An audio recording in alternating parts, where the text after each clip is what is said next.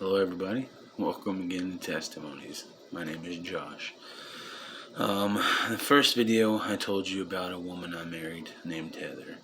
I told you about my coming to Jesus Christ and God through a certain prayer that happened throughout her life. So I want to continue with Heather just a little bit. Not too much more in these videos.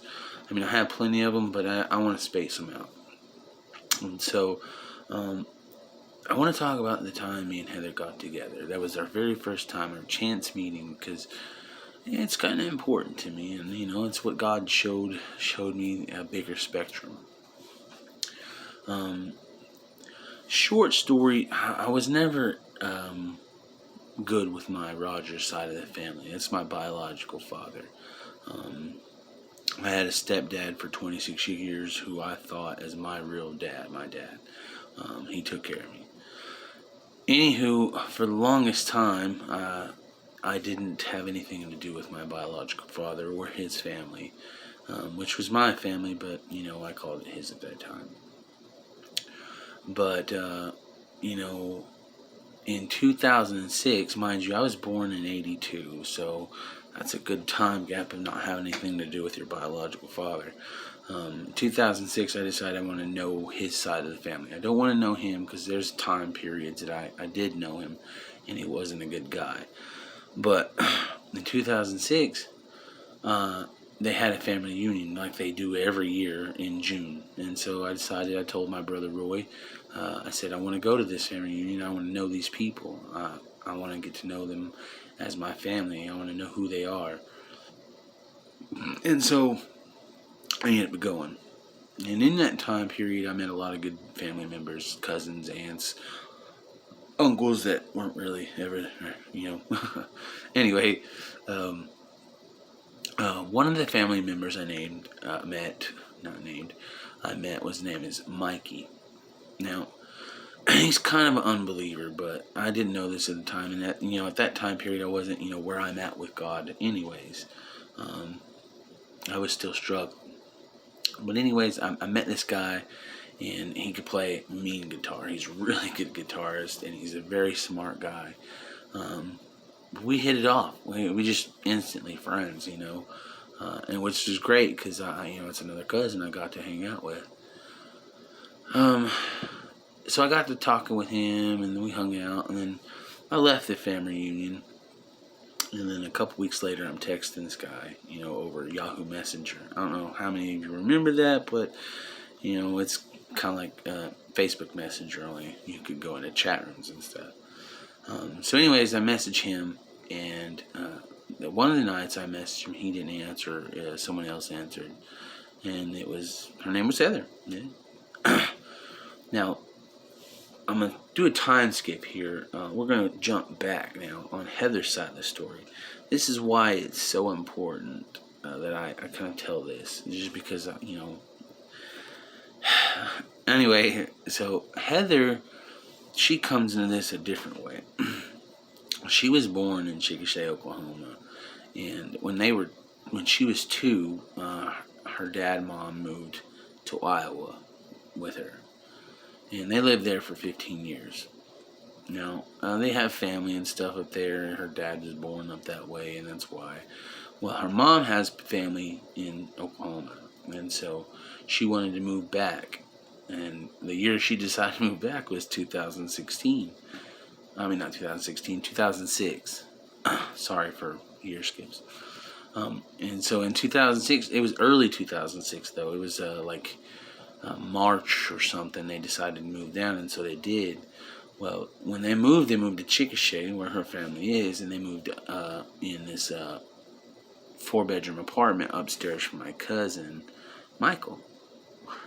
And they became friends, and I ended up talking to Michael, and talking to her over Yahoo Messenger. Well, I was dating a girl at the time that the relationship wasn't going anywhere. Like, I'd see this girl once every 3 months or so. Not even 3 months. It was a while I'd go without seeing her. And then there was times she wouldn't call me for 2-3 weeks at a time. Um, I was really just kind of oblivious to what was going on, but I was just coasting. I really didn't care, that she was just a girl that was there. Uh, well, so I told Heather that I had a girlfriend, and we made a chance meeting to see each other. And I said, look, if by Friday, which at this point in time was that Friday was to be September 22nd, 2006. I said by Friday, and it was like a Tuesday. If she don't answer my phone calls, and I'm gonna break up with her over the phone. I'm gonna break up with her, and I'm gonna come down to Chickasha and see you.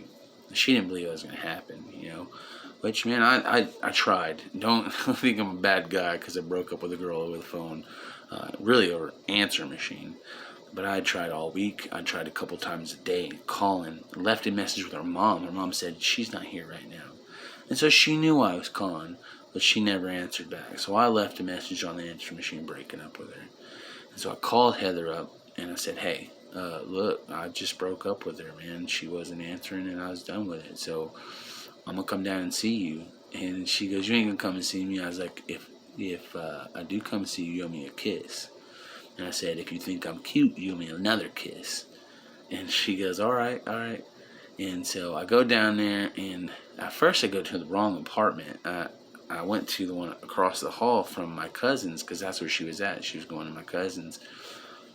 And I saw her over there, and man, she looked cute anyways. But anyway, I went back over to my cousin's, and she said, "I'll be over there in a minute." She came over, and she was wearing this like raised AC/DC shirt. It was brown, but I thought she looked good in it. But we got to sitting down and talking and stuff, and she sat next to me. And I was like, "So, I showed up. You owe me a kiss." And she goes, "All right." And so she leans in and gives me a kiss, and I was backing away. And then she leans in for another kiss, and she kissed me again. So I got 2 kisses. And I was like, "What is that for?" And she goes, "Because I thought you were cute." And I was like, "Oh, I totally forgot." But we kind of ended up starting dating that night. And from there, it was,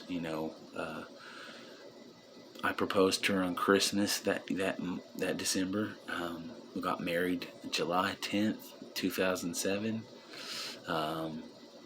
We had our oldest daughter in August 2007. I know there was premarital sex there, and I've asked God for forgiveness. I shouldn't have done it, but God did create some beauty out of that, and I will I'll face that judgment on that sin in heaven. And then, we had another one in 2010, which is Brianna, in March, and I just had a glorious life with her. Even through all the hospitalizations and sicknesses, I got to have time with her. And then, and there's a moment in there where I realized that she was the one I prayed for when I was 12 years old. That's another testimony, but that's it. That's the meeting. It's kind of a whole long inner thing, but I didn't want to drag it out. I really just wanted to give you the basis of it and go on from there. God is good that way, man. We were in 2 different worlds. I wasn't going to no Rogers family reunion, and then I decided I was going, and then I met my cousin, who she lives upstairs from at that moment, and I met her, and she was it. Her personality, I thought she was gorgeous. Now, I was 23 and she was 17. But I didn't see that, man. I saw someone I could marry, and I had a pretty awesome time. There were ups and downs. I was an idiot for the first 4 years. I'm gonna be honest. I was an idiot. I didn't know no better. I was being a young, dumb man, playing video games and not paying attention. But God showed me, man. She got sick, and God showed me. He also showed me how much better of a man I can be as long as I got him in my life. So, again, I pray for all of you out there. I love you all. I'm not the best guy out there. I'll never say I am. I make mistakes all the time. But I'm trying. That's the point, is I'm trying. God, God sees your heart, man. He loves you no matter what. Um, but you're gonna get punished in the end with the bad stuff. And the best thing I could say is I hope you're right with Jesus Christ, man. I don't want nothing bad to happen to anybody, but in this world we have free will and we make our own choices, and those choices have consequences.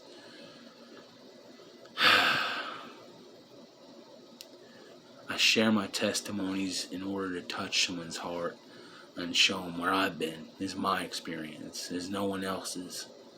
I want to bring other people in so they can show you the same, where they've been and what they've done, and how they came to God in Christ. The only thing I can do is pray and try. Will I fail? Guaranteed. I'm a human. I'm fallible. I'm no good. I've lied my life. I've cheated on tests. I've never cheated on a female before, but I've cheated at games before. I've cussed. I cuss a lot. I cuss way too much. I wouldn't even walk into a courtroom without the judge slapping me in the face. I just want to strive to be better, and to try to lead people to Jesus Christ, man, because He's so glorious. So glorious. And the series will show you some of that. At least I hope that. I'm not worried about haters or lovers or fanboys or anything like that. I want people to understand that God can be personable and that He gives more than you see. I love you all. I wish knowledgeable days about God. I can't say best days because, sometimes the best days are the worst days because they're the most educational. It's weird, but it's true. God bless you all, Thank you. See you next time.